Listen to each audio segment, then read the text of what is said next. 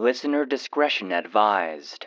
Content warnings can be found in the episode description. The Deadname Meme, an SCP Tale by Queerious.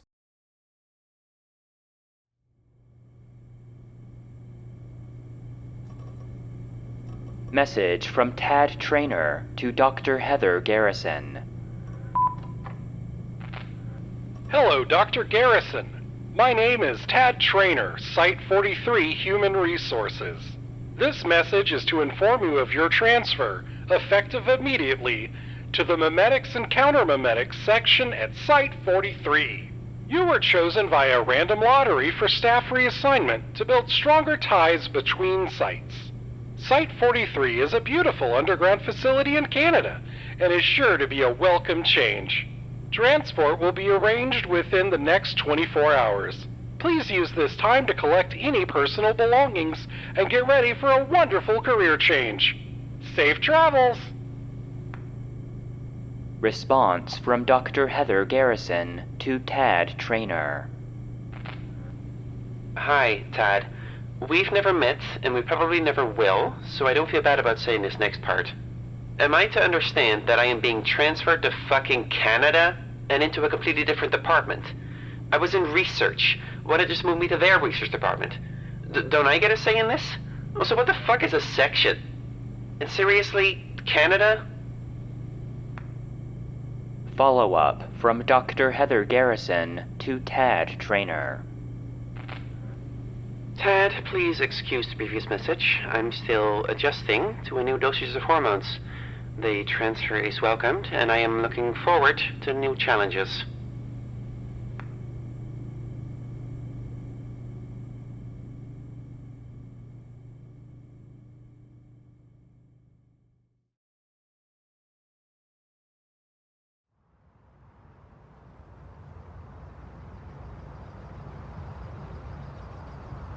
Heather sighed as she zipped her coat up tighter. She hated the cold. She was cold all the time now, thanks to her unpredictable body chemistry. Canada only made it worse. Hey, you must be the new transfer. Welcome to Site-43. A short man in an ill-fitting lab coat called out, waving her over. I'm Dr. Swallows, Research and Experimentation, and I've been assigned as your orientation buddy. Heather looked down at Dr. Swallows. He was already short, and it didn't help that, at 6'2", she towered over him even more. Thanks. Glad to be here. Heather was terse, failing to hide any of her negative emotions, but Dr. Swallows seemed not to notice. So I hear you're going to be in Memetics and Counter-Memetics. Exciting. Have you done a lot of work in that field, then? He was sincere. Honestly, she felt bad being around him, worried that she'd make him less endlessly optimistic. Ah well. Nope. Nope? Yep. I haven't really done much work in memetics. I mainly helped out around the lab with experiments for senior researchers. Grunt work. Huh. Well, I'm sure you'll make quick work of it. Dr. Swallows began to walk down a corridor, having forgotten to tell Heather to follow him. For a second, she thought about not following him, ditching him instead and figuring this out on her own. Her legs were moving before she could stop them, though, and she quickly caught up with the short doctor. At least he's not that boring. Yet. Heather always found a way to regret her thoughts.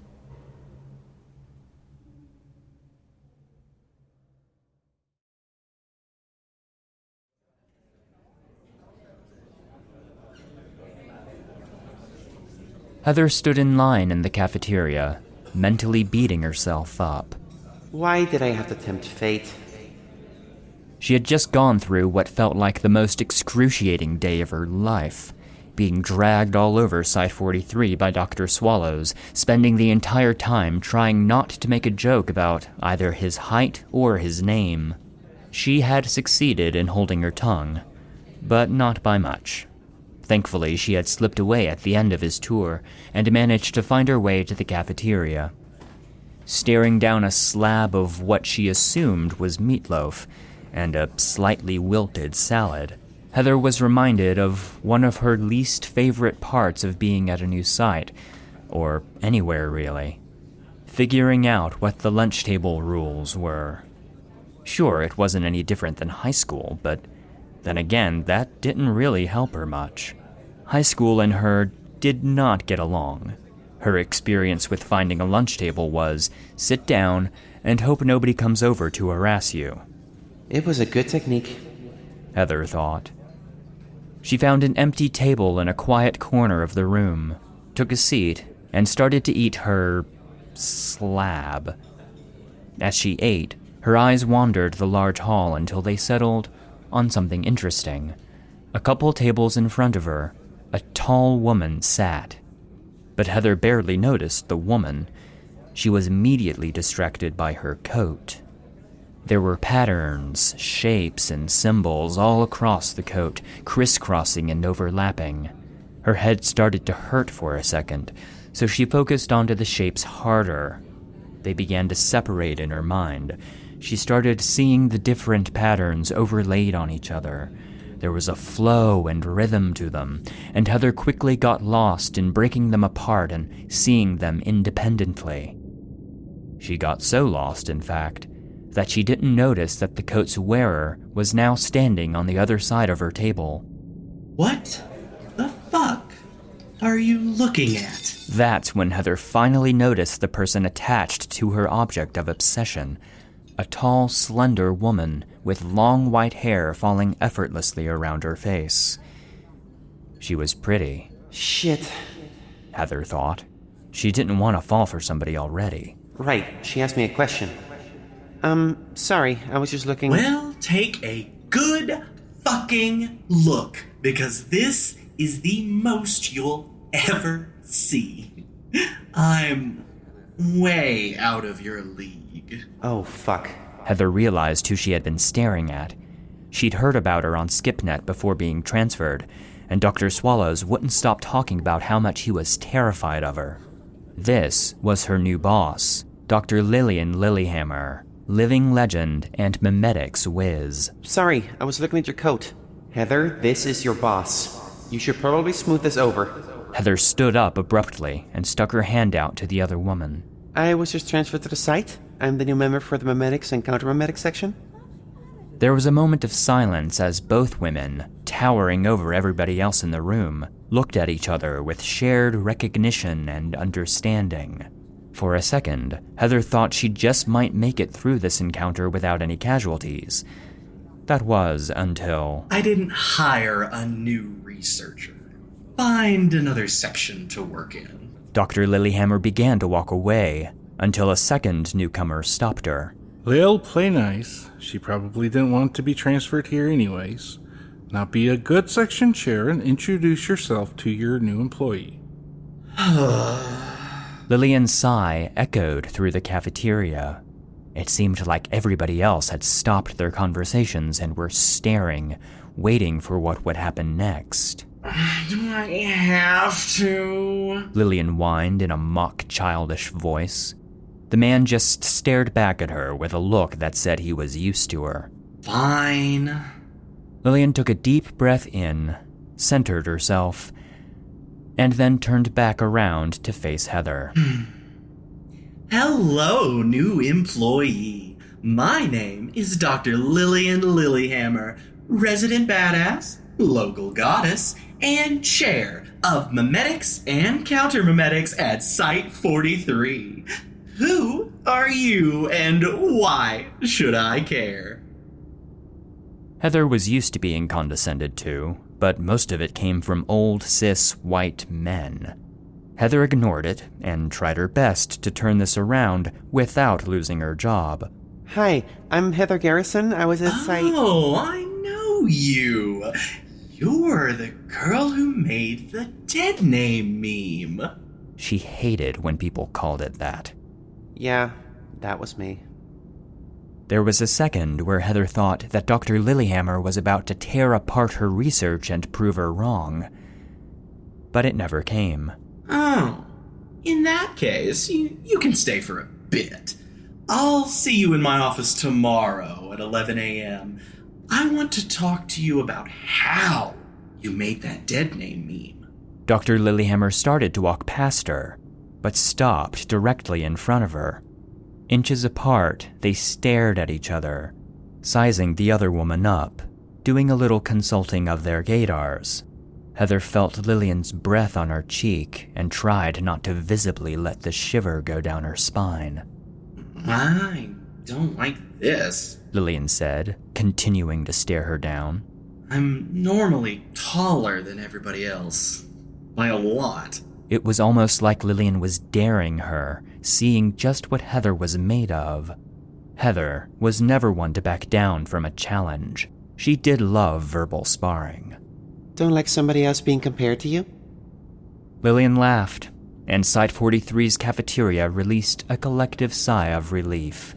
They wouldn't need to talk to HR about another staff incident with Dr. Lillihammer. Instead of firing back, though, Lillian started staring blankly at Heather, before wandering off in the vague direction of her closet. Sorry about Lil. She's a lot to take in all at once. The man who smoothed things over earlier approached her with an outstretched hand. Dr. Harry Blank, Chair of Archives and Revisions. I'm just your friendly local archivist. Dr. Heather Garrison. I guess I'm part of the memetics and counter-memetics section now? Not that I've had much experience with memetics before, but... What was that about the, your Deadname meme that Lil was talking about? That sounds like memetics. Heather didn't reply. She hated when it was called the Deadname meme. Trying to break the awkward silence, Harry continued. You know, I'd love to ask you a few questions about that, and yourself. I maintain a small file of employee bios, which I'd love to keep up to date. When would you be free to do that? It should only take an hour, maybe two. He looked far too excited at the prospect of a lengthy deconstruction of her personal and work history. She much preferred to not think about her history, thank you very much. The thing to know is that it's not a Deadname meme. Everybody just says that. It's so much more. Heather rolled her eyes, tired of having to deal with this every time she met somebody who'd read her dissertation. All that anybody remembered from her paper was the vast oversimplification that the Foundation thought would be more eye-catching for their internal journals. Maybe that's the memetic effect. Of course, that nickname was all they remembered. Not any of the actual work that she did, no, of course not. Not the fact that while it used some basic memetics, the real work was identifying how to apply it to a noospheric idea, and then choosing which idea to target. She had to remind herself, that wasn't the part that got fully published. The Foundation's internal journals made a lot of cuts to her dissertation before publication, the editor claiming that he knew better about what other scientists would care about. He thought it was more interesting how she had described the act of being deadnamed as containing a potential memetic load through auditory delivery. The actual Deadname meme she'd created was practically a footnote moved into the further research section, and she had to fight hard for that. But her interests or actually groundbreaking research didn't matter. It was all about what would look good for the Foundation and the journal editor. Between that and her advisor, who kept telling her that nobody would care about her research since it was only about trans people, she was pretty sick and tired of having to do so much work to just even get a glimmer of recognition. Fucking old white men. It was at that moment Harry realized that he was being ignored by a memetic prodigy for the second time today. He sighed. It wasn't that big a deal. He was used to being ignored. When Heather walked away from him without saying another word, Harry realized something. He was going to have to get used to there being two of them now. Great. Let's go eat lunch, he said to nobody in particular. Harry saw Weddle start to laugh at him from beside the cafeteria doorway. That was until Heather opened it, slamming it into Weddle's face. walking by, not having noticed what just happened. At least some things won't change.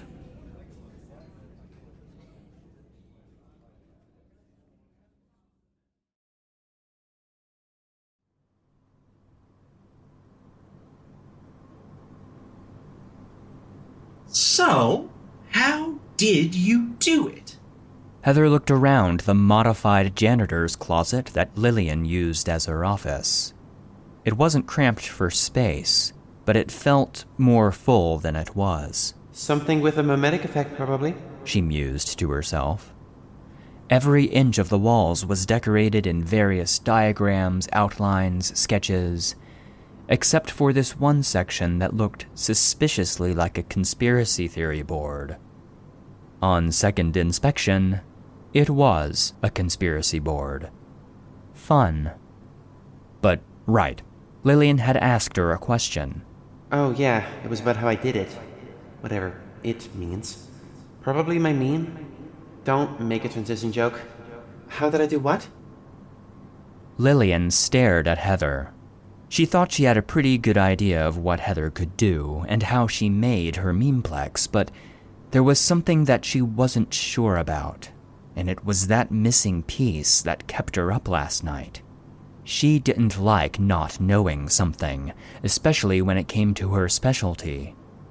As she watched Heather pace around the room, inspecting her decorations, she was slightly annoyed that she hadn't answered her question yet.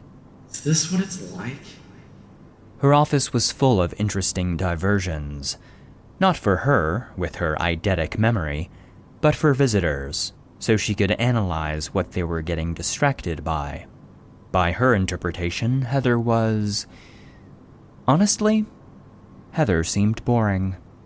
How did you make your Deadname meme work on me?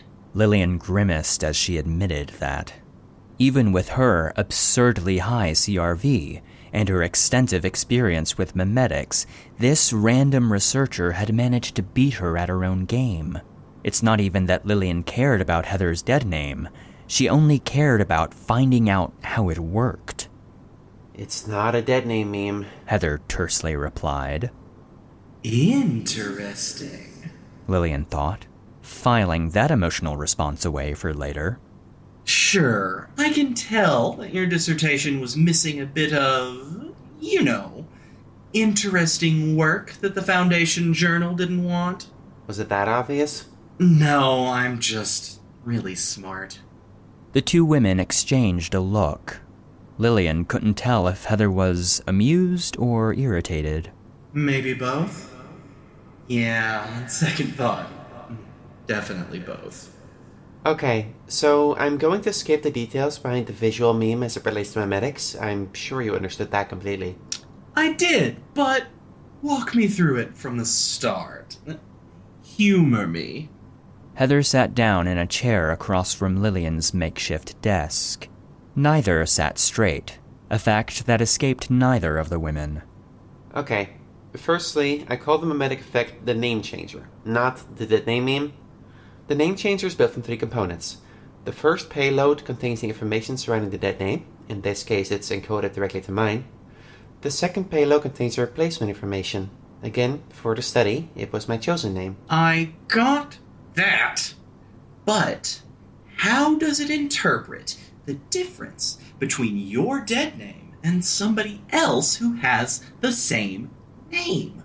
From what I can see in the mimetic image, it should just make that name no longer exist to anybody who is exposed to the cognito hazard. Lillian was clearly getting annoyed. She knew all the basic information from skimming the dissertation last night. Heather's explanation hadn't told her anything new. Right, and at first it did. Heather leaned in, having taken a renewed interest in their discussion. So that's why it's not just a deadname. Oh my god, it's... Yeah, it's the ontological concept of my deadname as it relates to me. Lillian was stunned. Stunned that she hadn't thought of that answer. It was all falling into place now. So you weren't just targeting the name. You were targeting the name only in relation to you. Yes, And the second payload was the idea of my new name in relation to me. Thinking back to the mimetic image, Lillian could just barely see it now. Visualizing it, she started to pick apart the image. And then, there it was, hidden underneath the information tied to the Deadname and the Chosen Name, were just enough patterns to tie them to their ontological concepts. Even though you couldn't see it fully, your brain recognized the pattern and filled in the blanks. Clever. Lillian returned to the real world and continued her investigation. What about the third payload? You mentioned 3 parts. Right, sorry. The third part is what makes it special. So I had the first 2 parts of the meme working, but I was struggling with showing everybody I knew a cognito hazard due to ethics. It was benign though, so I don't know why everybody was so upset about it. Anyways, I had to add an extra part, which honestly is a lot of different parts, but they're all about spread. Heather looked excited to be going deep into her topic with somebody who could keep up. Lillian was starting to like her more. First step, change the association of my dead name to be replaced with my new name. The second step was to make my chosen name an audible trigger that carried the entire mimetic effect to anybody who heard my chosen name from an infected individual. Oh my god, you made your chosen name a cognito hazard? Lillian had thought about doing that once, years ago, just to fuck with people. In the end, she couldn't figure out a punchline, so she had just moved on to another idea. Yep. The last step was what I loved working on the most, and the part that I'm still pissed about, it being cut from my dissertation. It was way more interesting than anything else in there. Sorry, I'm ranting again. Heather stopped to catch a breath. A blush formed on her cheeks. Lillian thought about making a suggestive remark, but decided to hold her tongue. For now. No, I get it. Go on. So, the final piece of the puzzle was this. After a long enough time, the mimetic effect would fade away, and my dead name would return to their minds. If I wasn't constantly exposing somebody to either the visual or audio memes, they would slowly regain memory of my dead name as it relates to me, and once they had one memory back, the others would all cascade. Right, unless they were constantly being dosed, the idea would slide back into their minds. So I stopped it. Stopped the mimetic effect from fading? No, I stopped my dead name from coming back. Lillian paused. She stopped her dead name from coming back? That sounded like any trans person's dream come true. She knew even she had moments of dysphoria when she heard her dead name, even now, kick-ass as she was. How did you make the meme permanent? That had to be the answer. Maybe some magic way of forcing the meme to stay put? Heather didn't seem like a witch. Well, not one that the Foundation cared about anyways. Maybe a thaumic array she set up so that it was constantly being reapplied to any carrier of the idea? But there's no way that she could keep it running for longer than... Lillian had done some quick math in her head and concluded, yeah, there's no way the Foundation would have given a junior researcher that many resources. So, how did she do it? Lillian thought, having fallen back into the puzzle that kept her up last night. Heather watched as Lillian's eyes seemed to glaze over as she stared directly at her. Well, not at her. Past her. Was it something I had said? Heather thought. She had gotten excited talking with Dr. Lillihammer about her research, but realized that maybe she had been behaving unprofessionally with her boss. She definitely should have been more respectful now that she thought about it. Crap. What should she do? Should she apologize? Heather looked at Lillian, who was still staring. What was she waiting for? Heather took a second to stare back. She hadn't really looked at the woman before. The silver hair, delicate nose, pursed lips. Well, she's definitely pretty. Wait, crap, that's her boss. It's definitely a no-fly zone. But why was Lillian still staring? Oh, that's right. She had asked Heather a question. Again. Oops. I didn't make the meme permanent. Heather jumped right back into it, as if neither of the women had been lost in their own minds. Thankfully, Lillian didn't say anything about it, if she had even noticed Heather drifting away too. I just reassociated my dead name. Permanently. To your chosen name? I thought about that at first, but it had the same issue of correlation causing the mimetic complex to degrade over time. Too many overlaps and small consistencies it had to fight to have much staying power. Right. So instead, I associated my dead name with nothing. Nothing. The noospheric concept of nothingness. Of void, of absence. Both women sat back in their chairs as Lillian took in what Heather had just said. So, you grabbed your dead name and replaced it with your chosen name. And then you took your dead name again and tied it to the conceptual idea of nothingness? Lillian looked, for the first time in the conversation, truly, completely interested. Heather continued on, more confident than ever. Yeah. It's a large enough non-concept that the association had a significantly stronger relation, so it stayed for even longer. And the best part was, if the idea of my dead name ever came back to somebody, they associated it with nothing and dismissed the concept entirely. So you severed your dead name from the noosphere. Exactly. As far as it relates to me, my dead name no longer exists as a concept. At all. Heather grinned wide. She was proud of that. Really proud. But how did it work on me? I should have been able to remember the dead name as separate information from your chosen name, if the meme works the way you say it does. I'm not targeting your memories, though. I'm targeting recall. I'm replacing the idea as you're remembering it. Was she getting too smug? Probably not. Fuck! Heather froze.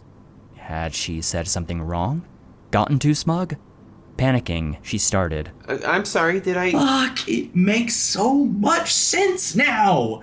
It wasn't about memories. It was processing and interpreting. Oh, why didn't I realize? Of course it was ontological. The fucking noosphere. It's always the fucking noosphere.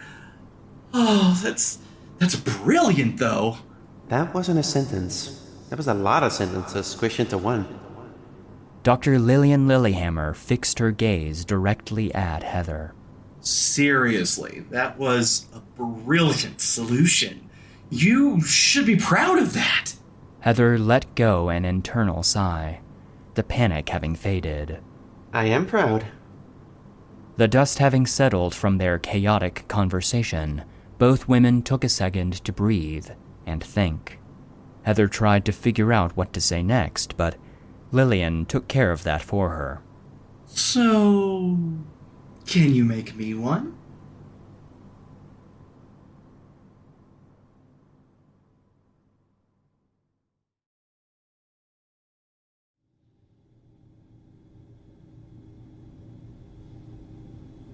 The two women had spent a few hours longer than either had planned, going over the entire process of creating and infusing a visual meme with both a mimetic and ontological payload. After which, Dr. Lillihammer had invited her out for drinks off-site. It's my boss, right? I should probably go. Heather didn't love being in crowds, but those were memories from a different time. She should be fine. Anywhere that Lillian would go to would probably be safe enough, right? Heather looked at herself in the mirror. She had changed out of her lab clothes and into something more casual. Dark, high-waisted jeans hugged her hips, with a deep green crossover top that gave her more curves than she really had. Sometimes hormones are too slow. She moved on from her top. She had just finished doing her makeup, a subtle, smoky eye look. Her massive waves of black hair cascaded around her face, flowing fluidly down into her outfit. Now to pick some shoes.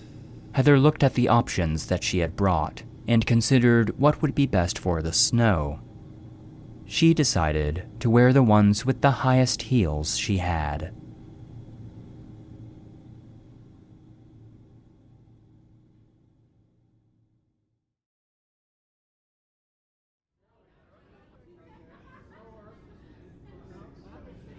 Heather! Over here!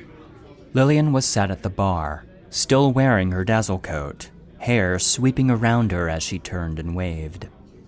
Heather made her way over to the bar, and Lillian got up to greet the woman. Oh, fuck. Lillian thought. She understood what other people felt about taller women now. It was a rarity, that's for sure. Few people were taller than her Amazon-like stature. She looked down at Heather's shoes, 4-inch heeled boots. Of course. Her boots were relatively flat in comparison. Lillian quickly realized that it looked like she was staring at Heather's Heels? Like that in the snow? She quipped, brushing it off. I wanted to be taller than you, Lillian. I'm sorry. I mean, Dr. Lillihammer? Hey, don't get stuck on formalities. I'm informal in every way. Just call me Lillian. Right, Lillian. Heather took the seat next to her, and once again, Lillian felt herself staring. Stop it. She is your employee. Sure, you didn't hire her, but still, keep it in your pants for once. Shots? Lillian sat down with a daring look on her face. Shots it is. Heather fired back. This was going to be an interesting night.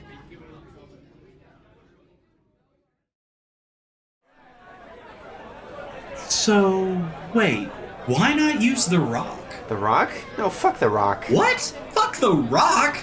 People I care about use the rock. The rock fucking slaps. Oh, shit. Did you use the Rock? No, Well, then but fuck the Rock. Lillian leaned forward. why didn't you want to use it then? Heather leaned forward too. The Rock swaps everything. My gender identity falls somewhere in between, and a complete switch wouldn't have worked out. So, you kept... Yeah, I kept it. Does it still work? Yes, it still works. An awkward moment passed. And then another. The two women blushed and took their next shots.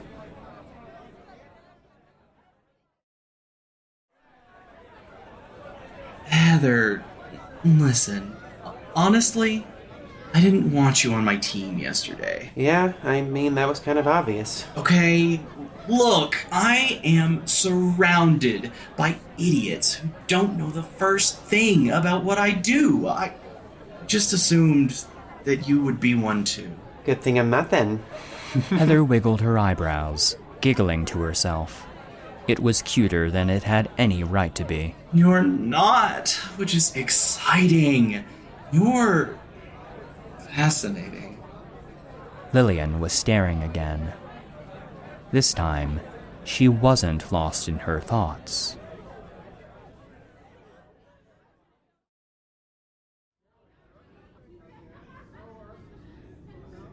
So, is the sex nexus real? Oh my god, the sexist. Yeah, it's real. Heather blushed deep at where her mind went. Did you read the... Yeah, I've read the file. There is just something about being a tall woman at Site 43. Lillian mused. She looked back over at Heather. Though, from this perspective, I can definitely see the appeal. Lillian smirked as Heather's blush grew deeper. Can I be honest? I'd expect nothing less from an employee of mine. You're really pretty. Lillian grinned.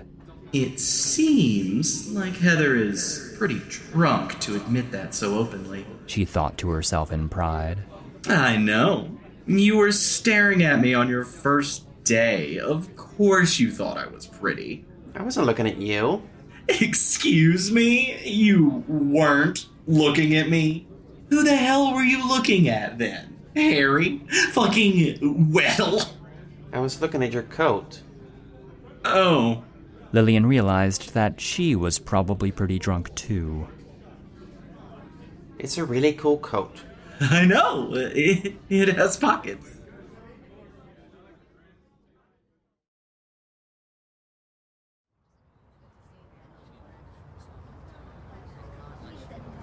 As the bar closed, the two women stumbled outside and started making their way back to the site via the train system.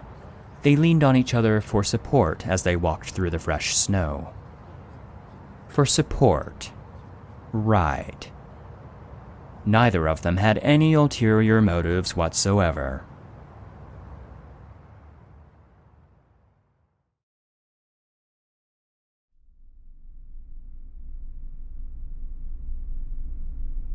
Heather was at her door, Lillian having walked her back to her quarters. It was late, and they were the only two around. Thanks for tonight. I don't really have a lot of friends that are like me, you know? Somebody who really gets what it was like. It's nice. Heather spoke honestly, the booze still coursing through her system and giving her unfounded confidence. It was special. Lillian got it. Heather knew that she did. So, since neither of us used the rock, care to compare? Heather was tempted. Oh God, was she tempted. Lillian started drifting closer to her, leaning in. Heather bit her lip, unsure of what to do.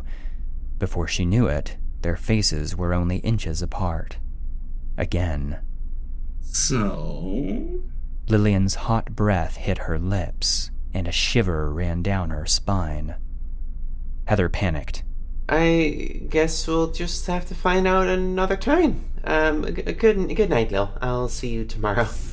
Heather quickly backed into her dormitory, the door closing behind her. She was breathing hard, her heart beating faster than it had in years. Shit, girl, really? It's just a crush. It's okay. Let's just sleep this off and figure it out in the morning. Heather barely made it into her bed before passing out and lapsing into a tense but gratifying dream. Lillian stood in the hallway, still staring at Heather's door. Did I just get rejected? Lillian was stunned. When she went for something she wanted, or somebody, she got it. Is this what it feels like? Oh, God. You meet one other trans girl and you turn into a teenager, Lils. She was fascinated by Heather Garrison. And frustrated. Very, very frustrated. Resolving to deal with that, Lillian began making her way back to her dormitory. As she walked on autopilot, her mind wandered. The Deadname meme. No, the name changer. It was shockingly simple, and a completely different way of solving the problem than Lillian had considered. I know that I'm still smarter than she is, but somehow I still don't fully get her. And if there was something that bothered Lillian more than anything else, it was a puzzle she couldn't solve. Her other frustration didn't help much either.